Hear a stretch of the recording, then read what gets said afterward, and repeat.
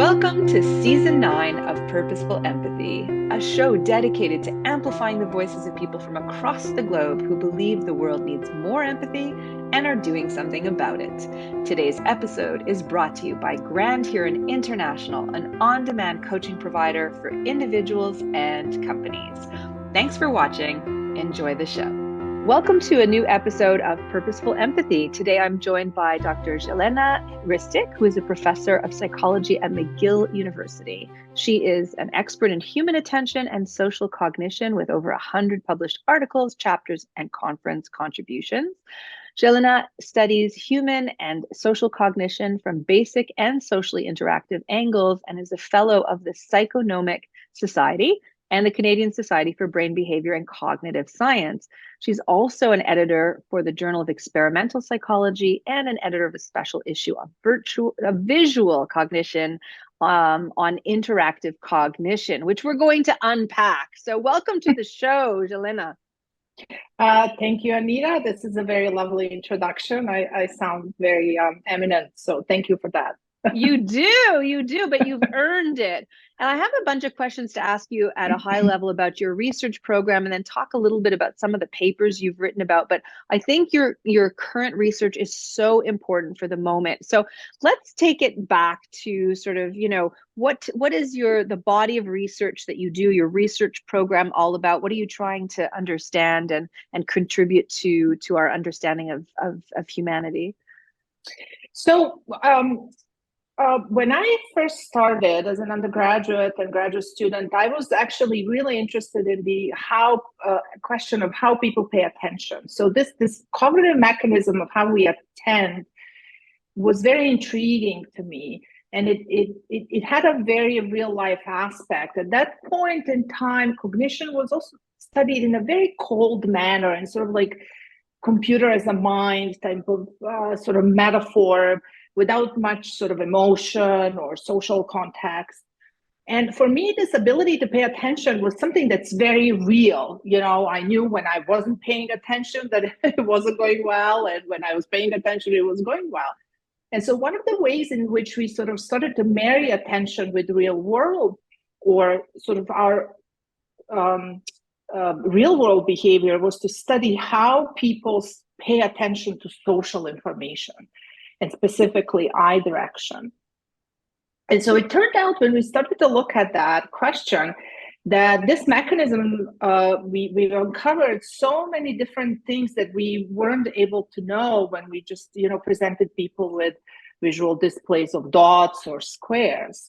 And so this really then led to a very much higher realization, or more complex realization, that social information in the environment, visual social information that's conveyed by our faces, plays a very important role in our social communication. So it's a very fast system. It's a non-verbal system, and evolutionarily, it's been sort of proposed that this sort of visual communication, non-verbal visual communication, is a fast system because it's safe, because it can work over larger distances. So you actually don't need to yell at your conspecifics. You can actually you can very quickly say a lot in a glance or in a facial expression. So really, how my research from there sort of evolved into this bigger picture of how our brain really interprets and selects information that's relevant for behavior, and specifically social information. So what kind of cues are selected? What is the information that is relayed? What does it mean? So what does it mean when someone follows eye direction? What does it mean when someone, perceives, like an angry face, for example? And so one of the, ways in which how we got to also start to investigate this masks work, or start to investigate what happens with this social communications when we have parts of the face occluded, is sort of this question of, we all know that we use faces to communicate, but what happens when we don't? And COVID, fortunately and or unfortunately, provided sort of like a natural experiment for us to start investigating this question, because we had all of a sudden everyone was masked up. which in many ways prevented people from communicating, not just verbally, right? Because oftentimes you see people taking off their mask to talk on the phone, but also non-verbally, right? So it served like a very sort of salient example of how important this non-verbal communication system is for humans, which oftentimes is maybe overlooked, in the ways when we talk about communication, when we talk about perception, when we talk about cognitive processes.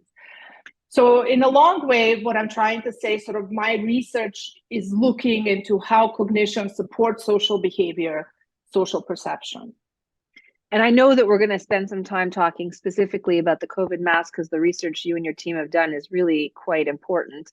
But what comes to mind for me, I remember reading in Jamal Zaki's book about empathy, that evolutionary biologists have studied that Homo sapiens lost a lot of their facial hair, and we are the mammals, the creatures that have the biggest eye whites, so that we can read each other's facial expressions in order to clue in on what we need to do. And that's part of how we were able to survive and thrive as a species. So that's fascinating. And I think about when you were talking about that angry eye gaze, like how often have I looked at somebody and spoken a million words through a Medusa eye stare, right? We all know that we're capable of doing that. Okay, so just before we get to the most recent research, I looked at some of your publications, and I really appreciate that the titles of some of your articles are accessible and not stuck in jargon. So I want to read two of them out to you, and maybe you could share with the audience and listeners what your research has shown. So one of them is, "The eyes don't have it after all. Attention is not biased towards faces or eyes." So I'd like to hear about that. And then the second one is, "Smile, social reward drives attention." So can you tell us a little bit about that research? Right. So the first title that you read is part of our line of investigation, in which we actually started to wanted to investigate initially. And this is also maybe a lesson in scientific replication or a lack of thereof. We wanted to investigate some aspects of eye direction. So, what happens when we, for example, select someone and then that someone looks somewhere else. So as a first step, we wanted just to replicate, because there's an overwhelming amount of research suggesting that people pay attention to faces automatically. So if we're given a busy scene, people will kind of scan like the eyes and the mouth like this when we measure eye movements. And they will preferentially look at faces. They will not look at the wall or, like at non-animate objects. They will preferentially look at faces, which has been interpreted to indicate that, because faces are so important, they carry so much social information, that our attention preferentially is drawn to faces. However, we were unable to replicate that result, and we haven't been able to replicate it in a series of studies where we have changed, we looked at the face and all kinds of different ways in which we manipulated the face, and we just couldn't replicate that finding. And one of the ways in what we did in our study is we controlled what we say. So we made the face, like equal size. It didn't have any emotions on it. It didn't have much context in the background. And so once faces are stripped of that sort of social context, they cease to attract attention in a manner that researchers thought they do. And so in our work, we're now starting to bring some of those components of faces to see which one can restore this effect that we know or we think exists, like this bias to attend to faces. And we haven't been able to find a single one. Actually, we found that, in fact, attractiveness, so when the face is attractive, it tends to attract attention more than when it's sort of rated neutral for attractiveness. But no other sort of lower level visual properties, for example, or even contextual background seem to help. So this poses a question. I was like, what is it about the faces that draws attention? Is it something natively within the face, or is it the communicative function the face serves? Because if it, so is it the context or the content, right? So in many ways, if it's the content, then it doesn't really matter what the face looks like, right? It can be jumbled up, it can be Picasso face. If it's so this is something where we need to go next to see, at which point do we start to see this preferential bias reliably towards faces, and what are some of the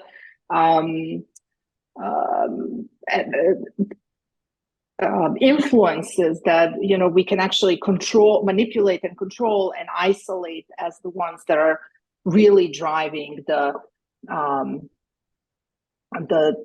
attentional selectivity for faces. One of the things that comes up for me is I usually do an eye gazing exercise in my class, and students sit facing one another. They're in pairs, their feet are flat on the ground, knees at a 90-degree angle, and their hands are palms up, and they don't have crossed legs or crossed arms. So it's very kind of open, vulnerable stance. And they do 30 seconds of eye gazing, and then they kind of shake it off. They say a few things with each other, because it's very vulnerable inducing, and it takes quite a bit of courage to do this. And then they do 90 seconds of eye gazing. And what in the debrief afterwards, whether it's with my students or clients in workshops or whatever, people have powerful experiences around this eye gazing. And, they're taking in information in response to the facial expressions that are changing and shifting through these 90 seconds. And they can't put words to it, but they feel like they are really having a conversation at a different level, at a deeper level than if they were using words. Does that resonate for you? Absolutely. And this is something fairly new. This intuitive notion that you bring up is something that's fairly new in research, whereby sort of we thought as researchers that passively observing faces will tell us everything about, how our brain processes faces, how people interact with faces. Well, it turned out that that's not quite true, because it's a two-way communication, as what you're saying, right? So we communicate something, but then our partners communicate back to us. And so we communicate social cues, but we also detect social cues from others. And so our field, it's a very difficult question to tackle, because it's one that is very subjective. So the field is so we're sort of like circling around and trying to find how we best can capture that moment that you talk about, where people start to communicate with their eyes, and what are the messages that are being communicated. So we're sort of going towards that model and trying to capture that that communicative function, that communicative message that is being conveyed.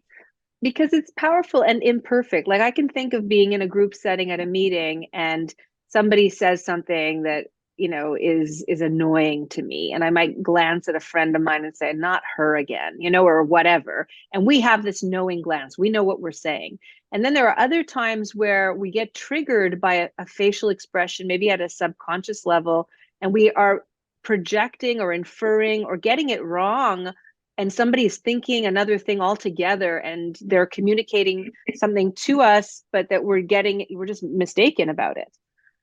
So familiarity plays a very big role in communication. Absolutely. So the way we communicate silently with friends differs very much the way we communicate with, say, strangers. And so a lot of our work in the field's work, what I want to say our work, when I say our work, has been done in situations where we bring two strangers and we let them communicate. So, this newest research is looking at how does that change with familiarity, with friends, with maybe sort of bosses, with someone like subordinates, superordinates, sort of understand, like on a social ladder, children and parents and so on. So we really don't know how it changes, but the system is definitely smart. The system is very smart, and it can capture a very meaningful glance. So you can have someone kind of looking around, but the second that they look at something that is meaningful, the system knows which one that is, and it actually reacts to that one. So we have some studies designed around to test this question, like which is the meaningful eye direction signal, and how is that one like detected, and how does the system respond to it? So absolutely, very intuitive observations, which we're trying to capture scientifically. Fascinating, because we all know the experience of being at a cocktail party and you're engaged in whatever somebody's saying, and then you look over their shoulder to see what else is going on, and people pick that up, and it matters, right? I mean, that's sending a very strong signal. Exactly. Yes. So our social communicative system, so this is the attentional system at work. It's somehow able to pick up not just individual gaze, but also group behavior, as well as sort of like the overall dynamics. So if you think of a cocktail party, like what's going on overall, like is everyone getting along, or it's kind of like awkward, right? So there's very important interactions between sort of the cognitive components, understanding the situation, attentional components, sort of prioritizing inputs, as well as social components, sort of understanding who the people are, what's the relationship, right? So I will definitely, react maybe differently if my child is over there with someone versus if, I don't know, like my friend is over there with someone. So the system is very sophisticated, and we're just like really starting to understand the complexity of it. And one good thing that is happening, I think there's an increasing interdisciplinarity between the fields. And so, the cognitive people now talk more to social people. So there's some methodological advances, theoretical advances that then when they come together, I think we'll have a good success in capturing some of these complex Beautiful. feats. So we'll need to talk to you in like 5-10 years about the new research that's come out. Oh, absolutely. Today's episode was brought to you by Grand Huron International, an on-demand coaching provider for individuals and companies. The most recent research your team has been looking at explores what happens when people wear opaque masks, as they have been doing broadly for upward of 2 years now. So what did you and your team discover through that research? So first, I wanted to backtrack just a little bit with my personal story and why we decided to do this. So people vary in their ability to recognize individuals and their face recognition ability. And so I'm on a kind of a lower end of that. So I don't recognize people very well by their faces. So someone needs to be really well known to me for me to recognize them. So it's just to say, if I don't recognize you, it will kill. It's like my brain. So I found myself very tripped up with the masks when people first started wearing masks and everyone was masked up, because I even more so, I found myself being unable to recognize anyone now. Like I just wasn't, like I wasn't functioning well socially, like grocery store or whatever you might be. And so we started then to investigate what happens with sort of this nonverbal communication when people wear masks. And because there was already someone has looked at identity recognition, and of course, identity recognition is impaired, we were among the first groups to look at what happens with basic emotion recognition. And there are these 6 basic emotions that people can really reliably recognize from facial expressions. And that's what we've used. This is our first paper that we've published. And so there. Could you tell us what those 6 are, just out of curiosity? So happy, sad, disgust, anger, fear, and then the neutral, but I'm going to have to pull up. Usually we use the neutral.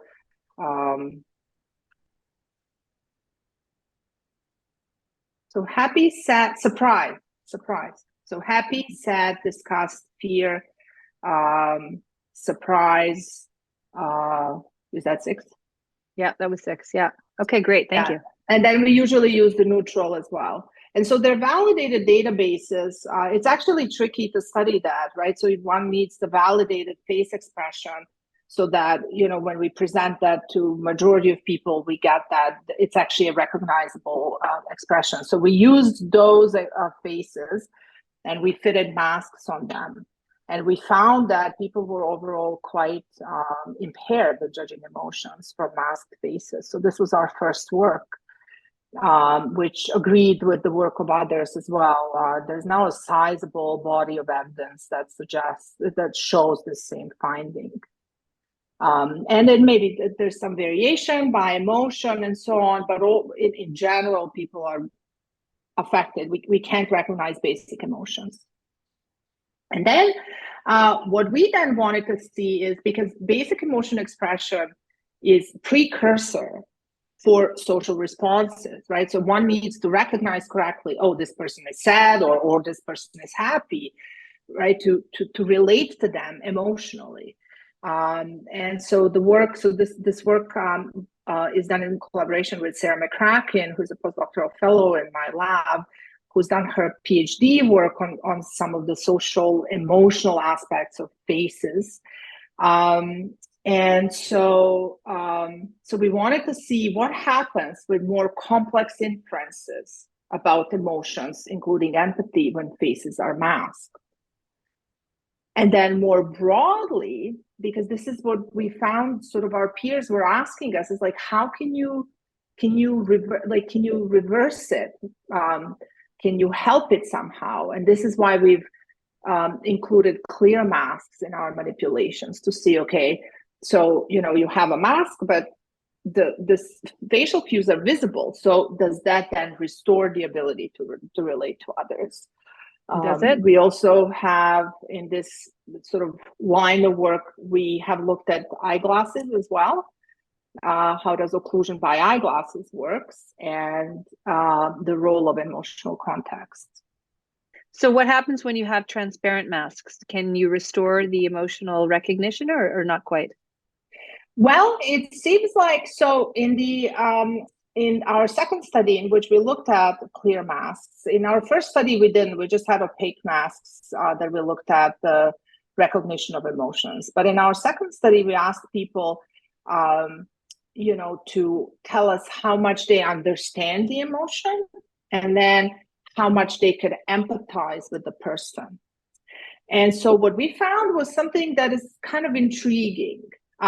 We found that people could understand the emotion once we had the clear mask on. So clear masks and no masks produce the same effects on understanding emotions, while opaque masks still had the detrimental effect. And we had hoped the same was true for empathy, but that's not the case. So for empathy, we have found that actually clear masks did not reduce the impact of sharing the emotion with others. And this was specifically related to positive empathy. So negative empathy, there was no effect. It didn't matter whether the person had a mask or no mask or clear mask. But for positive empathy, having a clear and opaque mask on is about the same. It's detrimental for sharing that emotion with the protagonist. Why do you suppose? Do you have a theory? Well, we don't kind of have a theory, but there's different kinds of explanations for this. So one is in terms of just emotions. So positive emotions are sort of more, or negative emotions are more arousing. And so one almost doesn't need a mask to share them. Positive emotions, and we used happiness in this particular paper, depend a lot on perceiving the smile, the mouth. Yeah. So maybe just visually occluding the mouth plays a role. Now the question comes up, well, but you had a clear mask and they see the mouth, so it could be something also about the physical barrier that prevents potential sharing of emotions with others. So what do you suppose all of this points to in terms of like implications for society and public policy, right? We had for months at a stretch, people wearing masks, going to meetings or being out and about wearing masks, socially distancing. What do you think? Do you think that it's had an aggregate impact on people's relationships? I think about children to a certain extent not being able to see their teachers' facial expressions. I mean, what would you say at a broader level this matter? Why it matters? It's very interesting that you asked that, and I think it's unclear at this point. So one thing that we know about the face perception system is that it's sort of expertise driven. So it's possible that, you know, maybe we're impaired at the start, but people start building compensatory mechanisms by which, you know, we are able to maybe detect happiness through eyes and detect, you know, sadness and negative emotions are often detected through eyes much better than the mouth. So that's one possibility.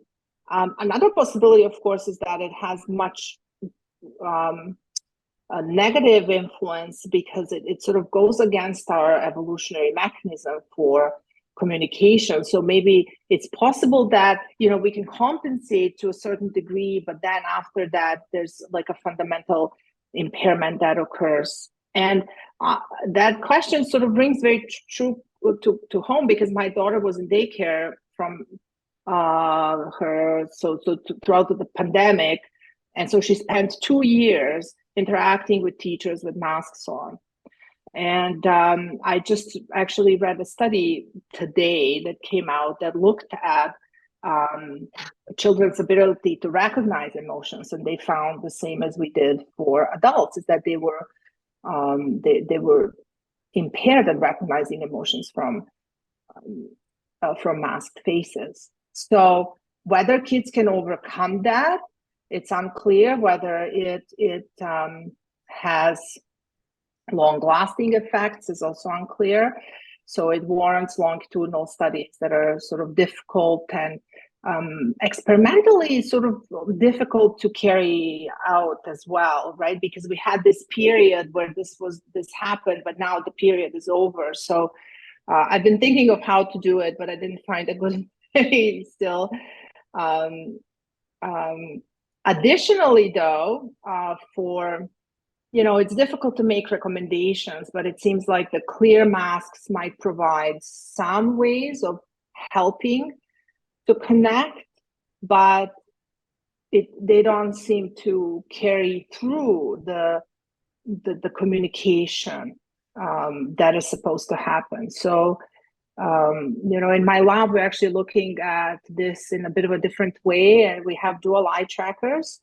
And so we have people sit and just have a natural conversation. So we have experiments now looking at what happens with eye direction, eye gaze patterns when people wear masks, and whether they change or not in these situations. So I think it's difficult to know. Definitely clear masks help to some extent, especially maybe in situations like a doctor-patient kind of a context, where they could help to disambiguate the emotion from the doctor's face, especially because unfortunately, a lot of those contexts have negative emotions, if there's like bad news being delivered. So, but we need to study it a little more. This is what our data suggests, but we do need to study this a little bit more to see to what extent clear masks help and to what extent they may detract from a typical conversation. Super fascinating conversation. And I think your research is important, and especially given all the unintended consequences of public policy around COVID. We obviously took into our consideration the public health around the disease itself, the illness itself, but some of the decisions also had implications that people being isolated meant that mental health issues, were on the rise, and domestic violence were on the rise, and children's flourishing at school academically. Those are all part of the messiness of the decision making that we made through these last couple of years. And your research is another part of that dimension to take in mind if ever should we have to face something similar again in the future. Now, just before you leave, I love to ask the question, since this is a podcast devoted to empathy and purposeful empathy on purpose, would you be willing and able to share a time when you were on the receiving end of empathy and what that meant for you? Yes. So during the COVID, unfortunately, my mom was diagnosed with cancer, and she's doing well. Okay, so I'm going to get. So we went through that as a very sort of difficult journey that we went through together. But the doctors and nurses I have met at the center where she was treated are absolutely stunning. The way that they were able, and this is with masks, okay? So we were all masked, to really convey their empathy and to convey the concern and sharing is just outstanding. And this is a very salient example for me because also it stood out in contrast to many of our friends and family who just, decided to retract from these kinds of news. So it's very interesting, like both receiving and not receiving end of empathy with the same at the same event. But this is very salient example for me, of the team that is just extraordinary. Well, I'm glad that she's better, and I'm glad that she had a team of nurses and doctors that showed how much they cared. Yeah, that's great news. I think it must be fascinating to be a scientist that's hovering around empathy and facial expressions. You must be very, observant at cocktail parties about what's going on, given the research that you do. Jelena, thank you so much for taking the time. I appreciate your work so much. Thank you, Anita, and I'm happy to come back on with updates at any point in time. So thank you for having me. Super. Well, we'll see you all next week at Purposeful Empathy. Thanks for joining. Thank you. What if you had access to your own council of coaches to help you break free of your thinking clutter, make that important decision, and liberate you from whatever is holding you back? At Grand Huron International, you get to choose the coach of your choice anytime from anywhere. Visit grandhuroninternational.ca and harness the power of on-demand coaching today.